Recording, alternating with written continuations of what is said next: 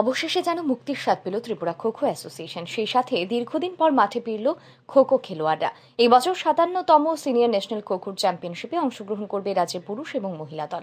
পাশাপাশি north East zone junior boys এবং গার্লসের জাতীয় আসরে অংশগ্রহণ করবে রাজ্য দল। এই লক্ষ্যে বৃহস্পতিবার রাজধানীর উমাকান্ত একাডেমির খো খো মাঠে এক নির্বাচনী ক্যাম্পের আয়োজন করা হয়। ত্রিপুরা খো খো অ্যাসোসিয়েশনের উদ্যোগে আয়োজিত এই সিলেকশন ক্যাম্পে রাজ্যের বিভিন্ন জেলা ও মহকুমা থেকে খো খো খেলোয়াড়রা অংশগ্রহণ করেন। এই ক্যাম্প থেকে রাজ্য দল গঠন করা হবে। এদিন ত্রিপুরা খো খো অ্যাসোসিয়েশনের সম্পাদিকা মিনতি পাল এই সংবাদ জানান। তিনি জানান, আগামী ৩১ মার্চ থেকে ৪ এপ্রিল পর্যন্ত উড়িষ্যার পুরী শহরে ৫৭তম সিনিয়র ন্যাশনাল খো খো চ্যাম্পিয়নশিপের আসর বসছে। এই জাতীয় আসরের জন্য এদিন সিলেকশন ক্যাম্প থেকে পুরুষ ও মহিলাদের রাজ্য দল গঠন করা হবে।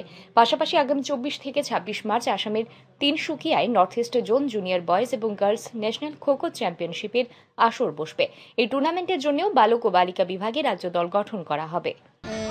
31 মার্চ থেকে 4 এপ্রিল পর্যন্ত উড়িষ্যার পুরী শহরে সিনিয়র ন্যাশনাল ছেলে মেয়ে অনুষ্ঠিত হবে এবং আগামী 24 থেকে 26 মার্চ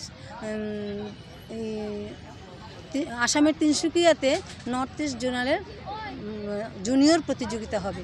তো ওই দুই ন্যাশনাল মিটেই আমরা ছেলে মেয়েদের পাঠানোর জন্য আজকে আমরা ট্রায়াল ক্যাম্পে সবাইকে ডেকেছি। খুব তাড়াহুড়ো করে পরশুদিন আমাদের সেক্রেটারি স্পোর্টস কাউন্সিল উনি জানিয়েছেন মিটিং করে যে আমরা টিম পাঠানোর জন্য প্রস্তুতি নেওয়ার জন্য খুব তড়িঘড়ি করে আমরা করেছি।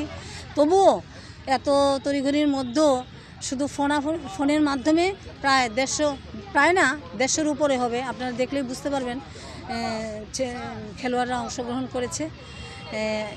আমি আশা করছি এর থেকে এই 150 জনের থেকে আমরা 2টা মেয়েদের টিম সিনিয়র গার্লস এবং জুনিয়র গার্লস এবং 2টা ছেলেদের team senior boys and junior boys আমরা তৈরি করব, আশা করব। এদিন এই সিলেকশন ক্যাম্পে বিভিন্ন জেলা এবং মহকুমা থেকে 150 জনের উপর খেলোয়াড়রা অংশগ্রহণ করেন।